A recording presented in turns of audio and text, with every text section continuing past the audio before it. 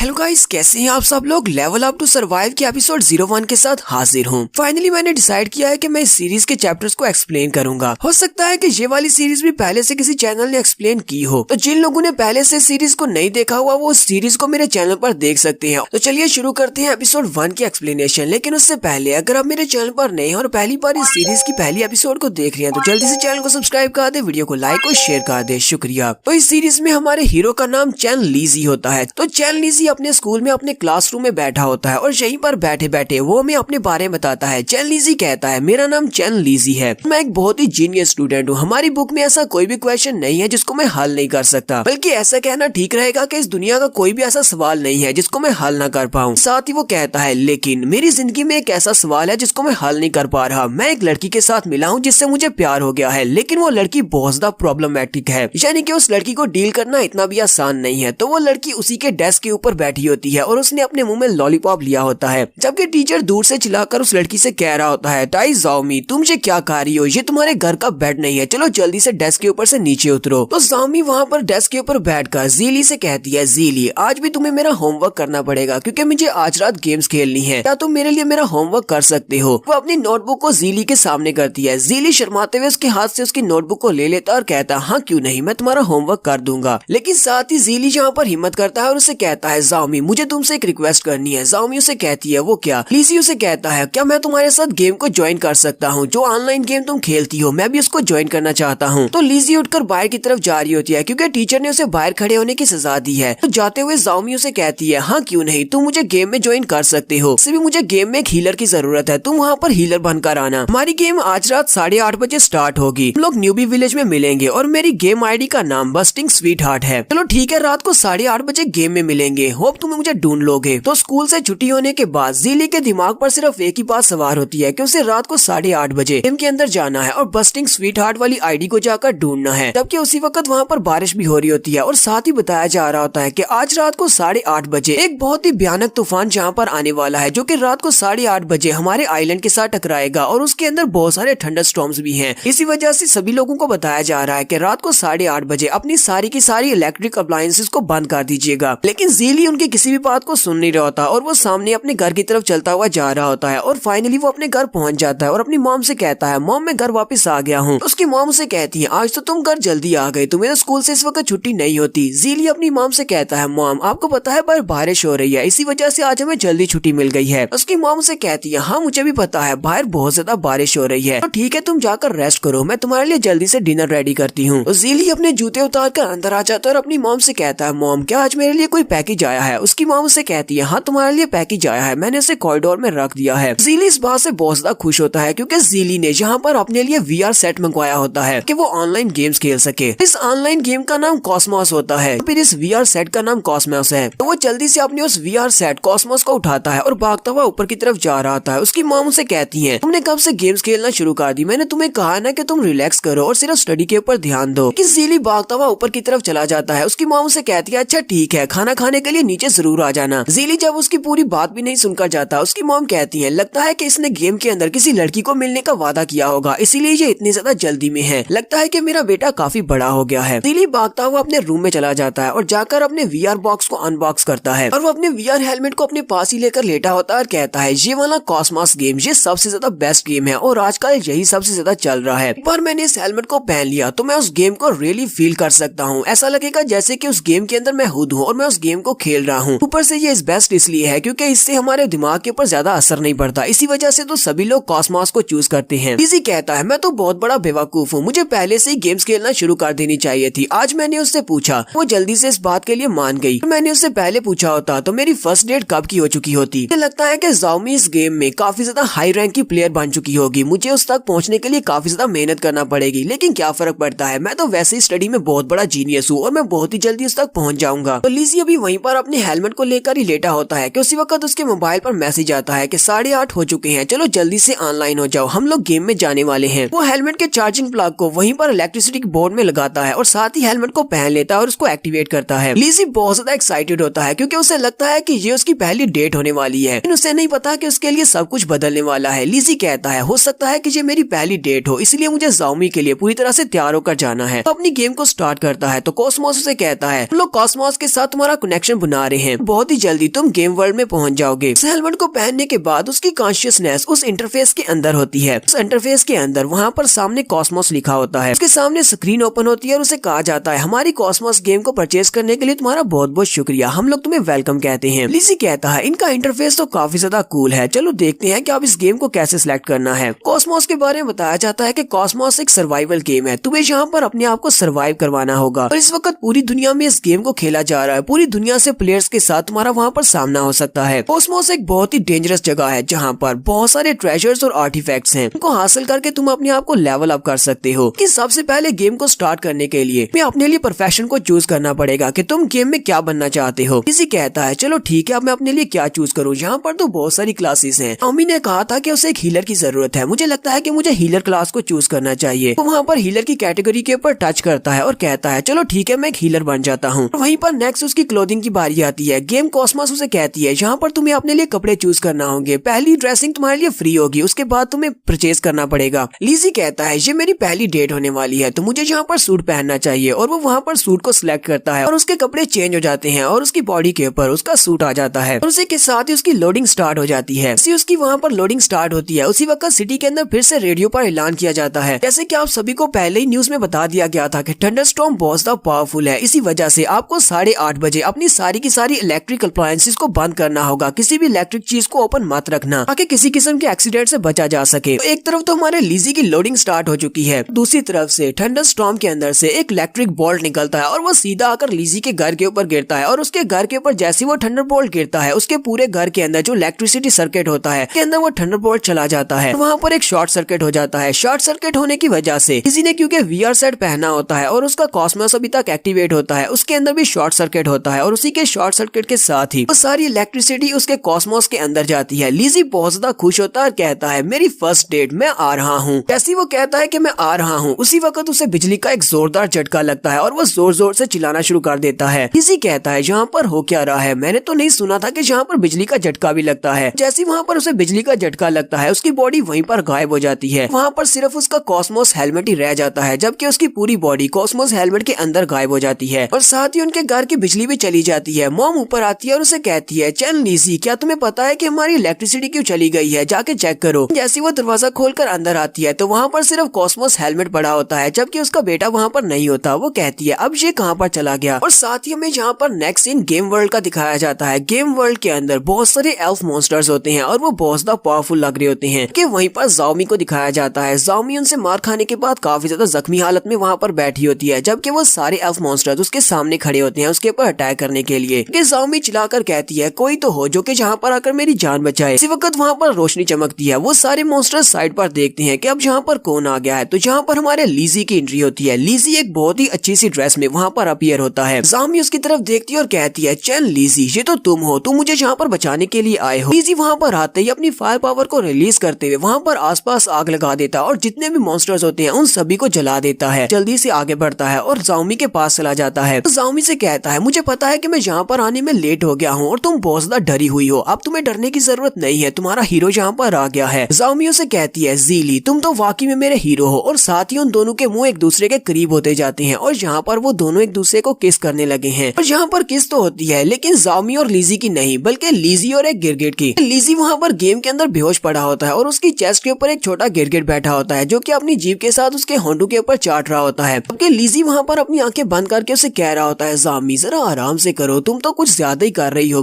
तुमने तो मेरे पूरे मुंह के ऊपर अपना सलाइवा लगा दिया। लेकिन जैसे लीज़ी वहाँ पर अपनी आंखें खोलता है तो उसकी चेस्ट के ऊपर एक गिरगिट बैठा होता है। वो उसे कहता है दफा हो जाओ यहाँ से, ये तुम क्या कर रहे हो। और वो जल्दी से उठकर ज़ाओमी का नाम पुकारता है लेकिन वहाँ पर तो कुछ भी नहीं होता, वहाँ पर सिर्फ एक डेजर्ट होता है। वो वहीं पर जल्दी से अपने कपड़े उतार देता है और कहता है यहाँ पर तो बहुत ज्यादा गर्मी है। क्योंकि लीज़ी काफी बड़ा जीनियस है, इसी वजह से उसे पता होता है कि डेजर्ट के अंदर 1 घंटे में उसकी बॉडी के अंदर से कितना ज्यादा पानी जाया होने वाला है। वो कहता है यहाँ पर हर घंटे में मैं 900 ml के हिसाब से अपने स्वेट के साथ पानी जाया करने वाला हूँ और बहुत ही जल्दी मैं डिहाइड्रेशन के साथ यहाँ पर गिर पड़ूंगा, इसलिए मुझे लगता है कि ये गेम कुछ ज्यादा ही टफ है, मैं यहाँ से लॉग आउट करने वाला हूँ। वो जल्दी से अपने सिस्टम को एक्टिवेट करता है और उसके अंदर लॉग आउट के ऑप्शन के ऊपर यस करता है। लीज़ी कहता है मुझे लगता है कि शायद मैंने इसकी डिफिकल्टी लेवल को नहीं जाना था, इसका डिफिकल्टी लेवल तो बहुत ज्यादा हाई है, यहाँ पर डेजर्ट के अंदर बहुत ज्यादा गर्मी है, मुझे ये गेम नहीं खेलनी, मैं बाद में जाकर ज़ाओमी को इस बारे में बता दूंगा। जैसे वो लॉग आउट के यस के बटन के ऊपर प्रेस करता है उसी वक्त उसके उसके सामने विंडो ओपन होती है और उसे कहा जाता है तुम इस गेम से लॉग आउट नहीं कर सकते। इस बात से बहुत ज्यादा घबरा जाता है। वो बार बार उसके ऊपर टच करता है और कहता है ऐसा कैसे हो सकता है, मैं लॉग आउट क्यों नहीं कर सकता। बार बार उसे कहा जाता है तुम लॉग आउट नहीं कर सकते, यहाँ पर सिस्टम फेलियर है, तुम लॉग आउट नहीं कर सकते। लेकिन वो बार बार उसके ऊपर टच करना जारी रखता है, लेकिन बार बार टच करने से भी कुछ नहीं होता। बार बार उसके पास यही ऑप्शन होता है कि तुम लॉग आउट नहीं कर सकते। जी कहता है अब यहाँ पर ये क्या बकवास हो रही है, क्या मैं इस गेम से बाहर भी नहीं जा सकता। इतना है कि मैं इस गेम के अंदर फंस गया हूँ। और यहीं पर उसके पास जो फाइनल विंडो ओपन होती है उसमें कहा जाता है कि तुमने एक मिशन को एक्टिवेट कर दिया है, तुम्हें यहाँ पर इसको सर्वाइव करना होगा। अगर तुम्हें इस गेम में जिंदा रहना है तो तुम्हें लेवल अप करना है और सर्वाइव करना है। अगर तुम ऐसा नहीं करते तो तुम इस गेम में मर जाओगे। और लीजी इस बात से बहुत ज्यादा घबरा जाता है। और यहीं पर हम लोग अपनी एपिसोड 1 का एंड करने वाले। एपिसोड के एंड पे हमने देखा था ज़ीली वहाँ पर अपने आप को लॉक आउट करने की कोशिश करता है क्योंकि वो एक बड़े से डेजर्ट के अंदर ट्रैप है जहाँ पर बहुत ज्यादा गर्मी पड़ रही है। लीजी कहता है मुझे यहाँ पर इस गेम को नहीं खेलना, मुझे बाहर जाना है। मैं बाहर जाकर ज़ाओमी को इस बारे में बता दूंगा। मुझसे ये गेम नहीं खेला गया और इसके अंदर बहुत ही हार्ड लेवल था, इसी वजह से मैं बाहर आ गया। लेकिन जैसे ही वो लॉग आउट के ऊपर प्रेस करता है तो उसी वक्त बार बार उसके पास सेम ऑप्शन आ रहा होता है कि तुम इस गेम से लॉग आउट नहीं कर सकते। और लास्ट में उसे कहा जाता है कि तुमने यहाँ पर एक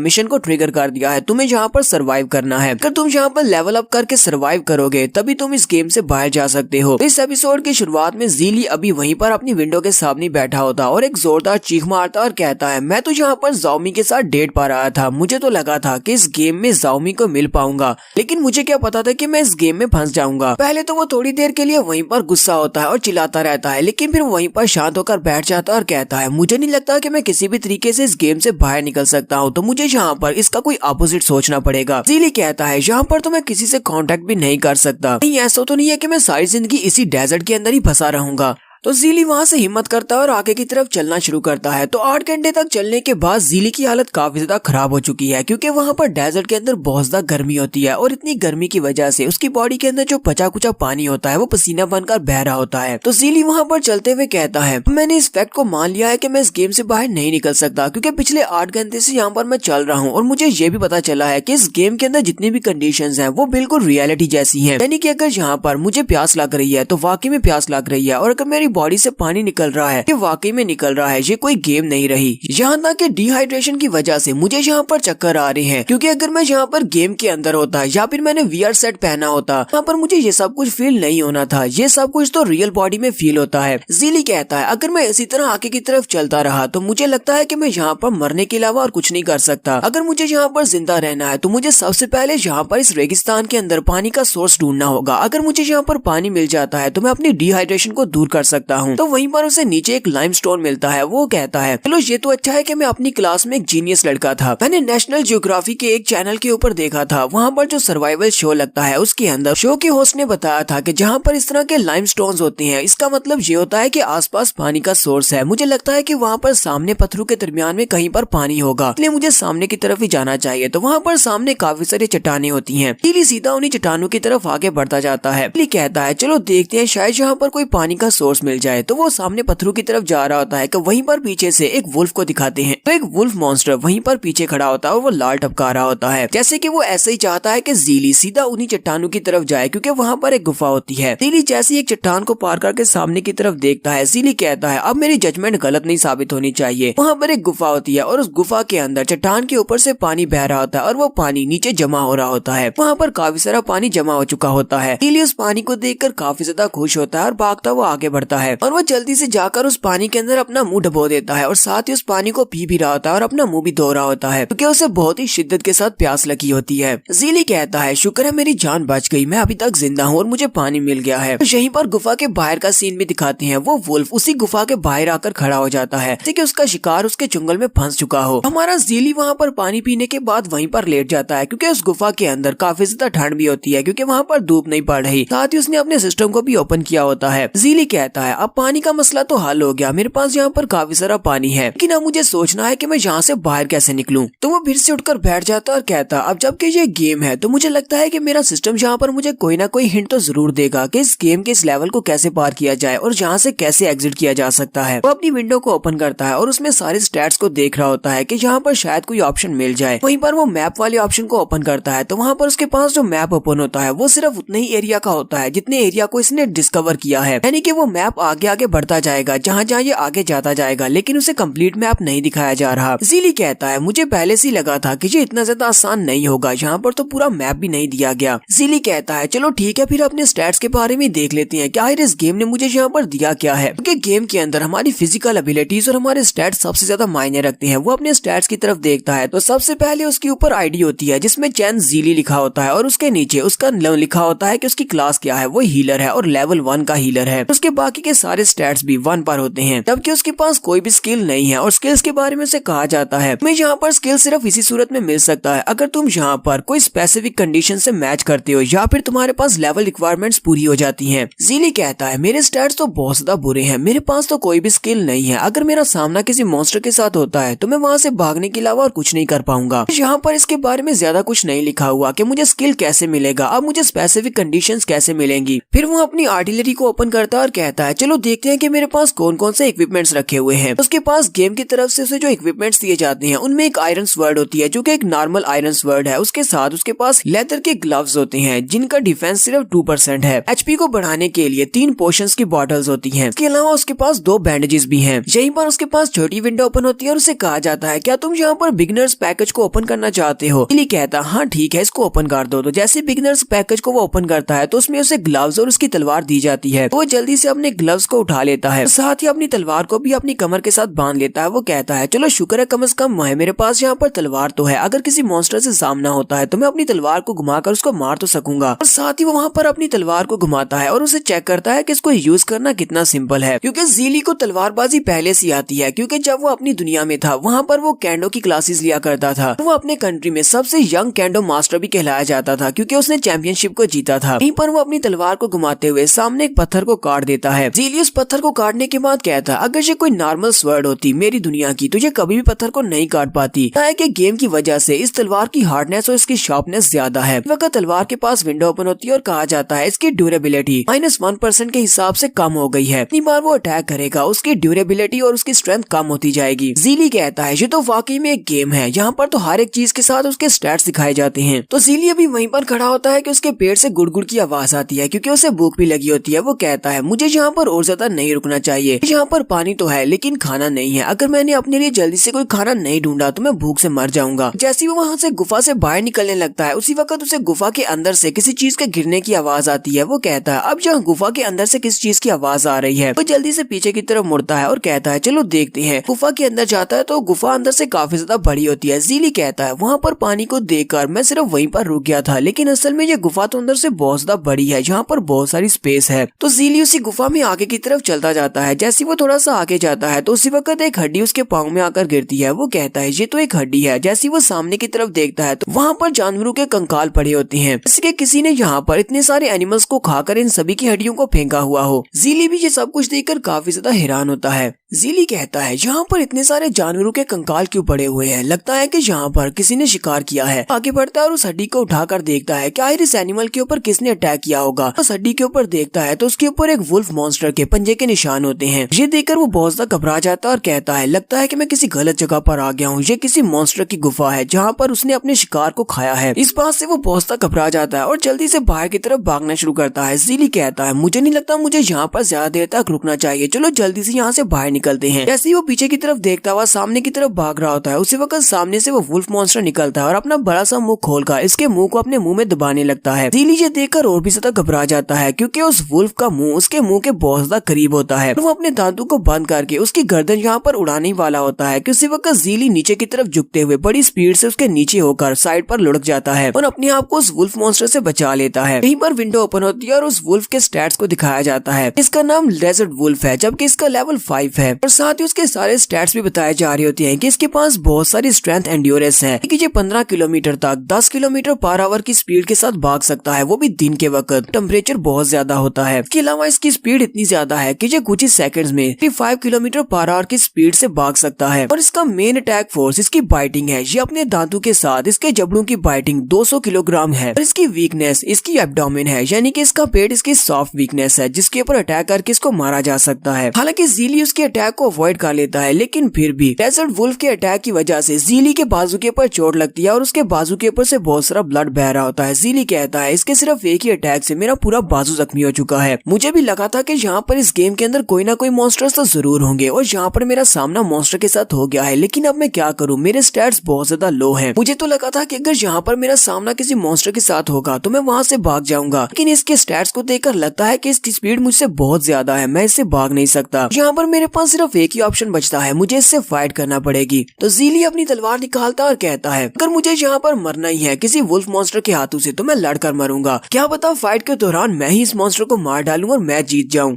और यहीं पर हम लोग अपनी एपिसोड 2 का एंड करेंगे। नेक्स्ट एपिसोड में देखेंगे क्या ये यहाँ पर इस एपिसोड के एंड पे हमने देखा था ज़ीली का सामना गुफा के अंदर डेजर्ट मॉन्स्टर के साथ होता है जो कि एक वुल्फ होता है और उसका लेवल 5 होता है, जबकि हमारे ज़ीली का लेवल सिर्फ 1 है और वो एक हीलर है। तो वहीं पर हमारी एपिसोड का एंड हुआ था और इस एपिसोड की शुरुआत में लिज़ी अपनी बैकग्राउंड स्टोरी बताता है। लिज़ी कहता है जब मैं हाई स्कूल में था हमारे हाई स्कूल में एक कैंडो क्लब था जिसका नाम फेंगजी कैंडो क्लब था और मैं उसका प्रेसिडेंट हुआ करता था क्योंकि कैंडो में मैं काफी ज्यादा अच्छा हूँ। सिर्फ इतना ही नहीं बल्कि मैं अपने कंट्री का सबसे ज्यादा यंगेस्ट लड़का हूँ जिसने कैंडो में 6 डिग्री हासिल किया है और मेरे पास काफी सारे बैजेस भी हैं और बहुत सारे गोल्ड मेडल्स हैं क्योंकि मैं कैंडो में बहुत ज्यादा अच्छा हूँ। लेकिन सवाल ये है कि मैं कैंडो में इतना अच्छा हूँ कैसे। इसकी वजह बहुत ज्यादा आसान है क्योंकि मेरी मॉम को कैंडो बहुत ज्यादा पसंद था। जब मेरी एज 5 साल थी तब मेरी मॉम कैंडो को बहुत ज्यादा पसंद किया करती थी। वो टीवी के ऊपर कैंडो चैंपियनशिप देखा करती थी और वहाँ पर उनका एक बहुत ही फेवरेट कैंडो स्टार था जिसका नाम किमोरा था और वो किमोरा के लिए चेयर किया करती थी, जबकि मुझे भी वहीं पर बिठाकर वो सारा दिन कैंडो दिखाती रहती। हालांकि मुझे कैंडो में जरा भी इंटरेस्ट नहीं था, लेकिन फिर भी मेरी मॉम को लगता था कि मैं भी एक दिन उसकी तरह किमोरा की तरह कैंडो स्टार बन सकता हूँ। इसी वजह से जब मैं 5 साल का ही था तभी मेरी मॉम मुझे अपने साथ लेकर एक कैंडो क्लब में चली गई और वहाँ पर जाकर उन्होंने मुझे क्लब को ज्वाइन करवा दिया। तो अपनी मॉम की वजह से मुझे उस कैंडो क्लब को ज्वाइन करना पड़ा और मुझे भी यंग एज से ही ये सब कुछ सीखना पड़ा।